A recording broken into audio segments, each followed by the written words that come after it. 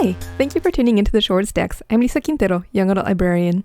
My co-host Nick is on a break this week, but I have two very special guests, Nathan and Kate, our clerks at the Shorewood Public Library, who will be talking to me about some graphic novels and comics. But first, I'm going to share some library news. So I'm going to start with the bad news first.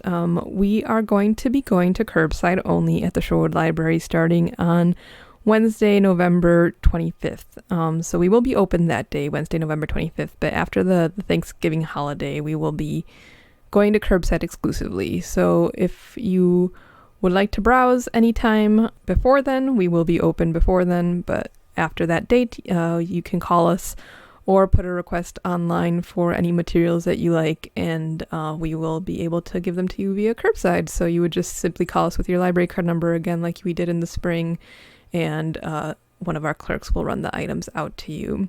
We are also looking into some ways to help those of you who enjoy the browsing experience at the library. So we will probably be putting up some new book lists and things on the website, but we will also are looking into offering some bundles. So if you are interested in a specific genre or want a librarian to pull some items for you, you can either email us or there might be a form. So keep an eye out on our website and our social media for that. We are working out the details right now. We don't know exactly when we will be opening again. It all kind of depends on COVID numbers in the area. We closed due to recommendations from the North Shore Health Department and the current COVID burden in the North Shore area. So we will, post that stuff online once we have more information, once we're ready to open again. But in the meantime, curbside is what we're going to be doing. So we also have our kits coming up. So we do have some activities that you can do at home. So on Monday, November 23rd, there's going to be a Tinker Lab kit. So if you know any kids in 3rd grade or up who are looking for something fun to do, there's going to be a kit involving light up greeting cards. So they can make a circuit with some copper tape and some LED lights and make a cool holiday card or just some sort of art piece if they like. So pick one of those up. You can either pick it up curbside or you can come in during our open hours and while we are still open to the public until Wednesday. On Tuesday, there's going to be a Rhyme Time with Miss Heidi at 9 a.m. online. So check that out. And there's not going to be an art cart this week due to the holiday, but the following week there will be an art cart and that you can pick up via curbside because by that point we will be closed. And then the other thing coming up is there is the adult evening book club with Haley. So check that out. The information is on the Shorewood Public Library calendar at shorewoodlibrary.org. And then finally, the next event that's coming up before the next podcast is the Holiday Book Talk with Daniel Golden. And some of you know Daniel is the owner of Boswell Books here in Milwaukee, and he does our book talk every year on what the best reads of the year are. So if you're looking for ideas for holiday gifts or you're just looking for something for yourself, be sure to check that out. That is going to be Saturday, December 5th from 11 a.m. till 12:30 p.m. via Zoom. You can find the Zoom link on our calendar at shorewoodlibrary.org. All right, well, let's go on to From the Stacks. I'm here with Nathan and Kate, two of our clerks at the Shorewood Library. Do each of you want to introduce yourselves? Sure. I am Kate. I've been a clerk at Shorewood for about 10 years, and I love comic books and graphic novels, always have. I'm a member of a comic book group, book club, and I just love comics, love talking about them. Awesome. Hi, I'm Nathan B. I'm the senior clerk at the Shorewood Public Library, and I've been here for 13 years-ish, and I enjoy comics and graphic novels pretty casually. I'm not part of a book club, I just like them. So yeah, I actually go to Kate and Nathan for a lot of recommendations. I'm the person who orders the adult graphic novels and the teen graphic novels at the Shorewood Library, and they often have good things to recommend. So we're going to be talking to them today a little bit about what they've been reading lately. So Kate, what have you been reading lately? Sure. I just read a great horror comic called Uzumaki by Junji Ito, and it is a Japanese comic, sometimes called a manga. And it is about a small fictional village called Kurozucho where there is a spiral that is haunting the village. The shape, a spiral, is haunting it. So it starts out very slow. Yeah, it's kind of weird. It starts out with just this boy, Shuichi, and his father sees spirals everywhere. And so you think maybe his father is just sort of going insane.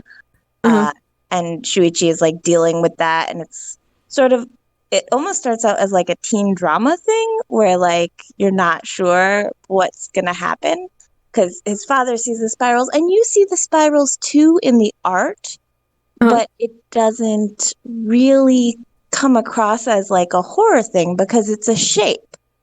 And then the deaths start happening. And they are weird and terrifying. Like Shuichi's father puts himself into a basin so that his body, like all of his bones break and he becomes a spiral. And It's strange. When he's cremated, the smoke goes up from the crematorium into this spiral cloud that then comes down into Dragonfly Pond, which is like at the center of their village, and it spirals down into the pond. So you're like, oh, maybe something larger is happening here. But like as Shuichi and his girlfriend Kirie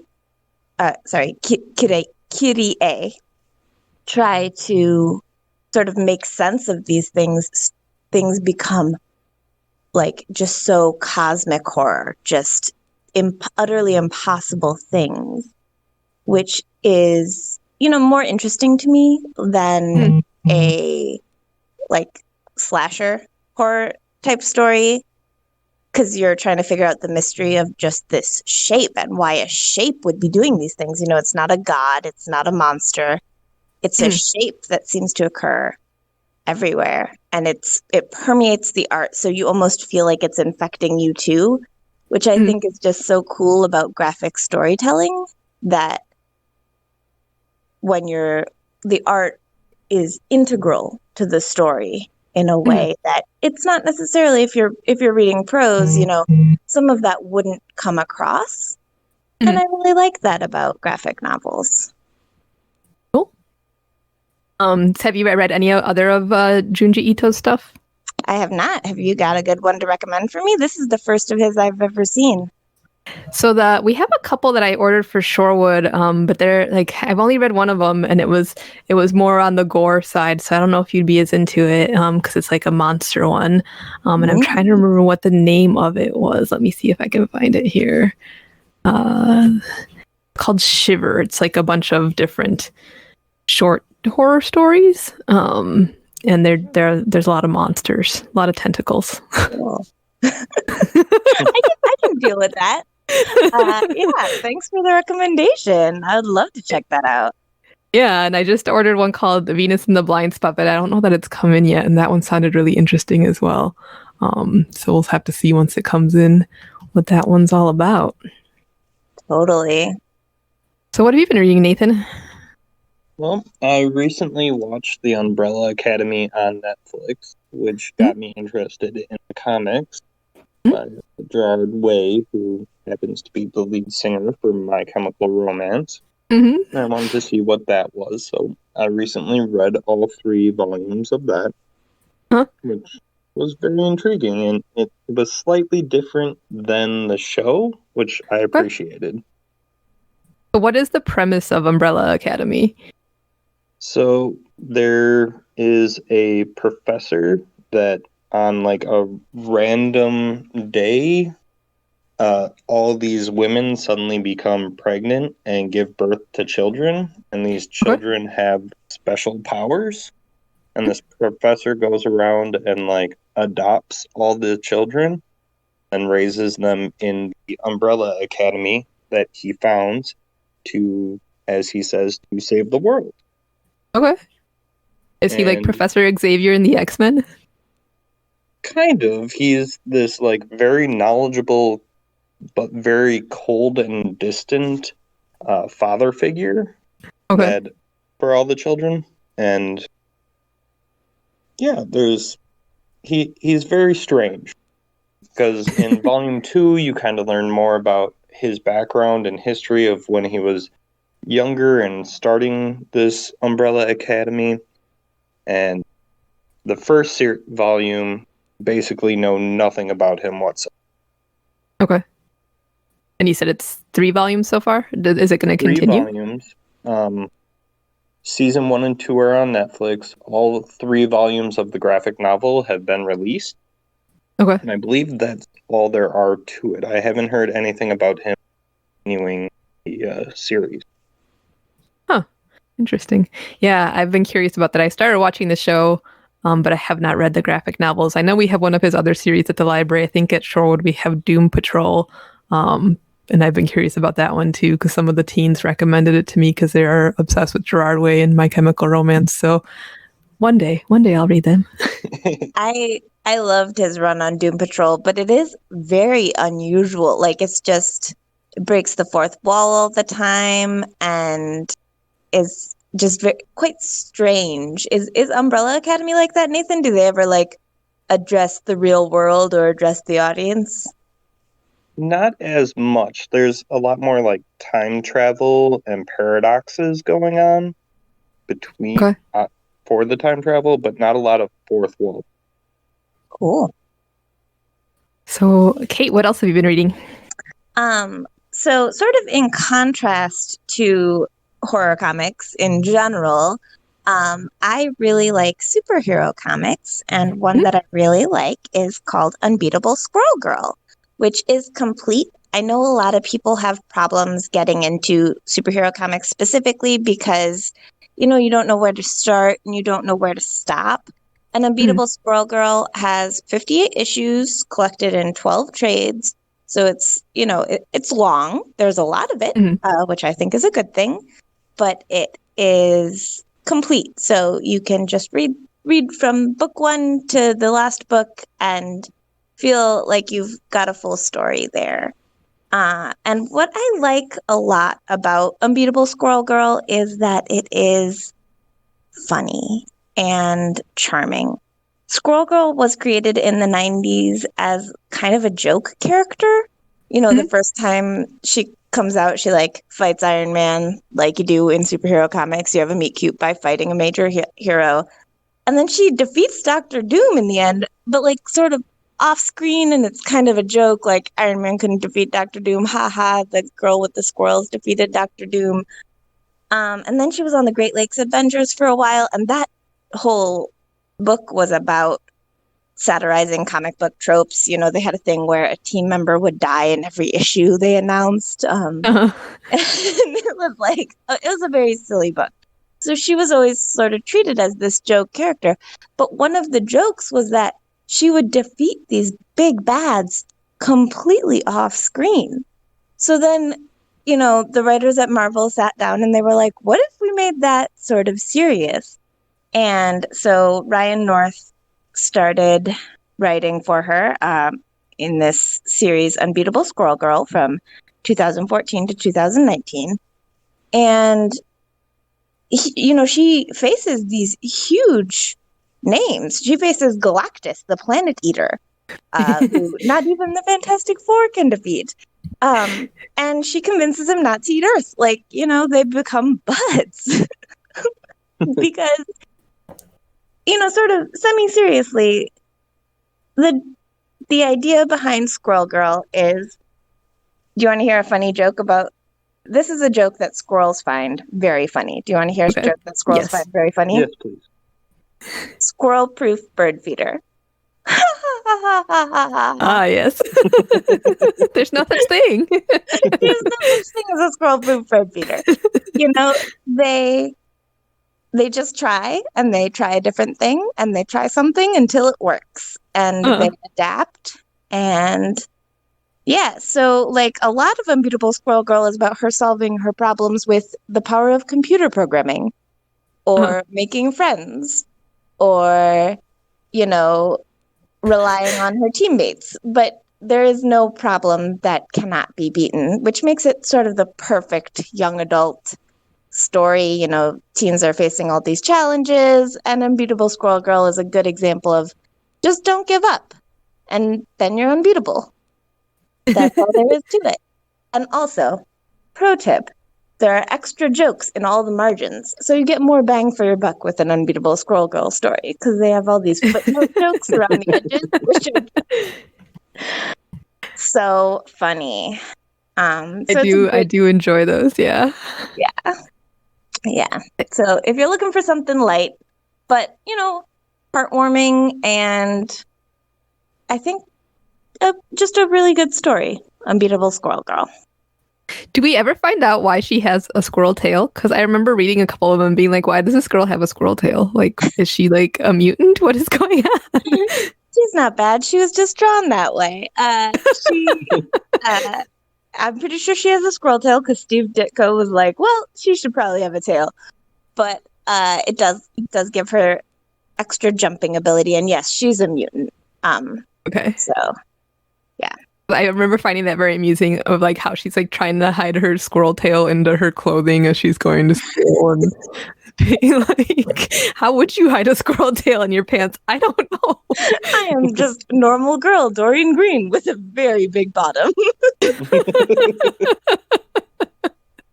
Yes.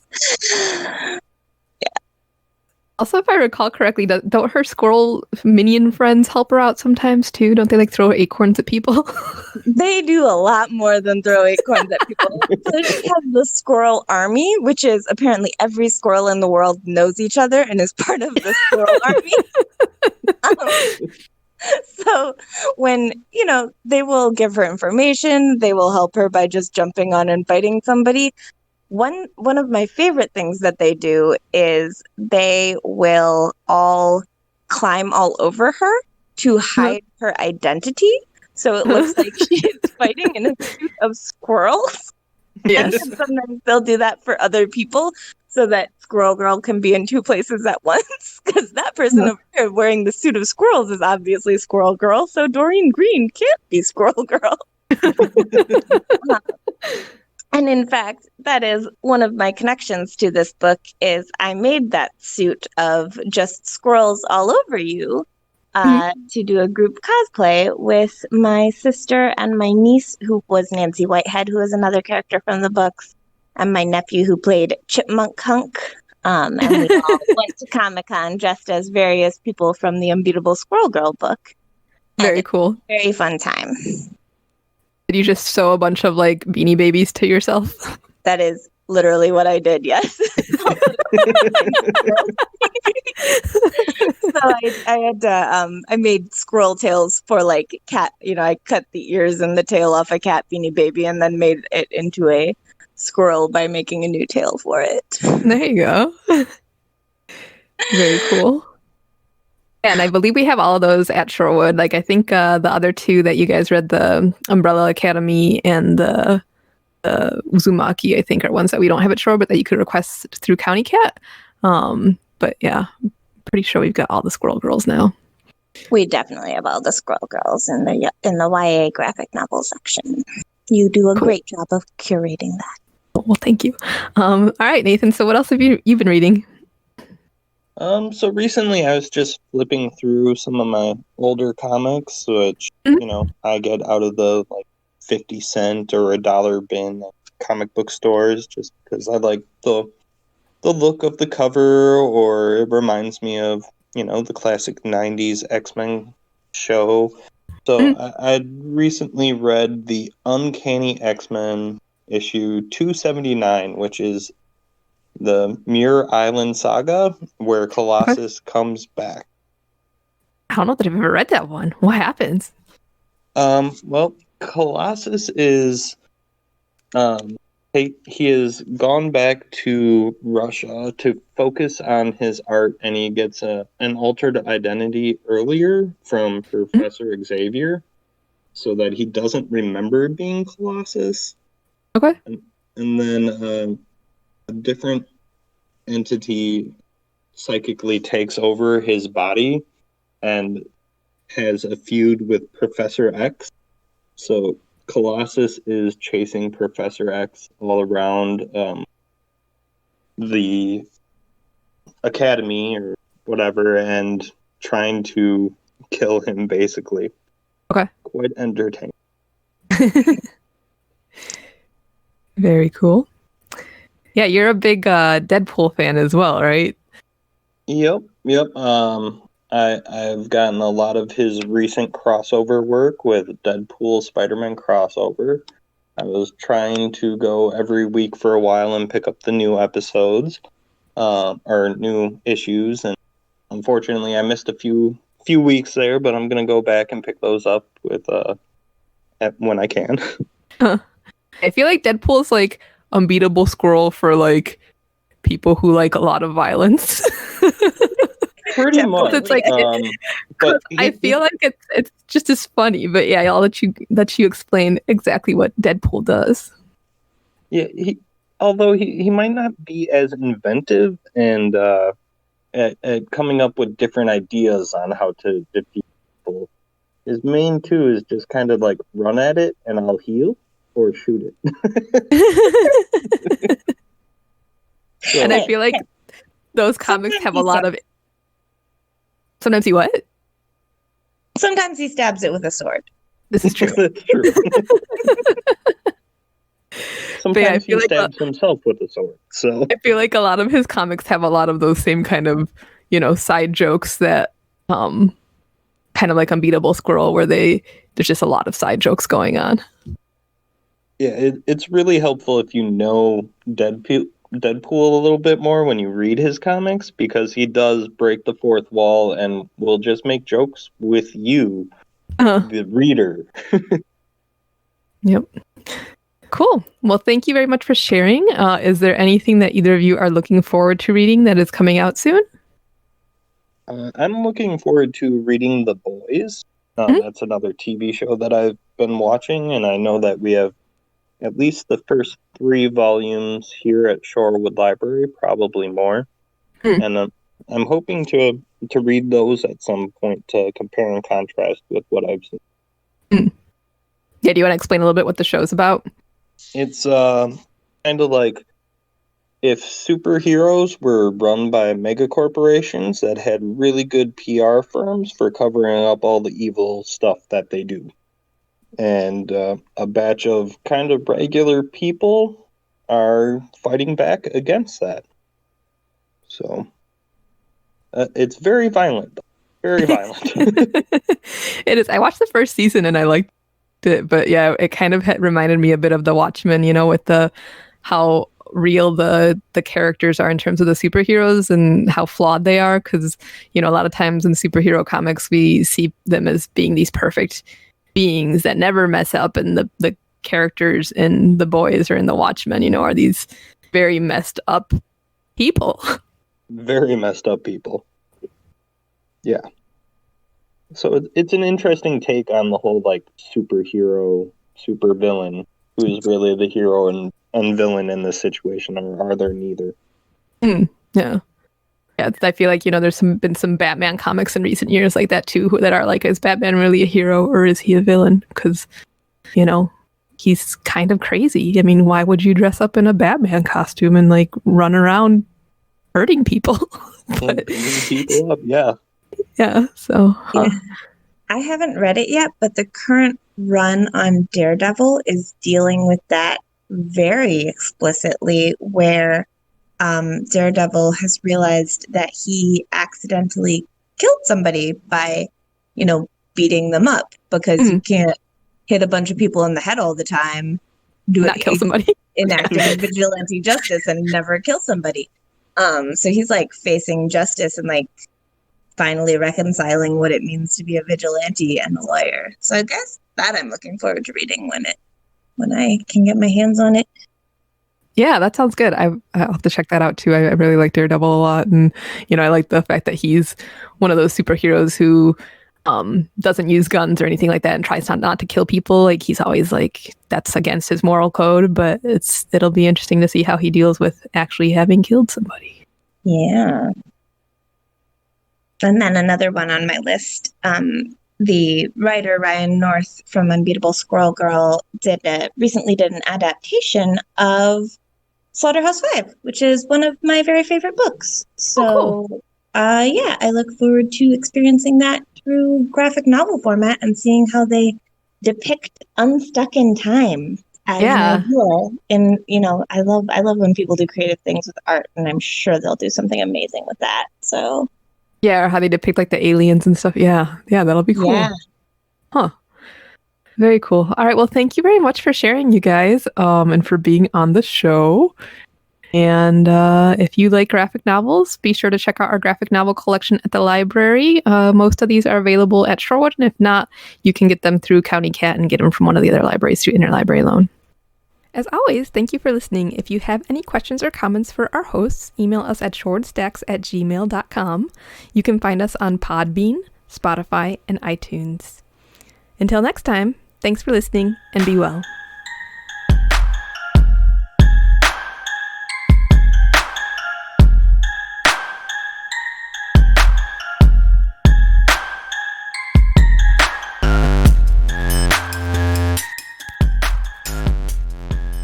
This episode was produced and recorded by Lisa Quintero for the Shorewood Public Library. Music for the show is by Kevin MacLeod and can be found at incompetech.com. The song is called Ice Flow.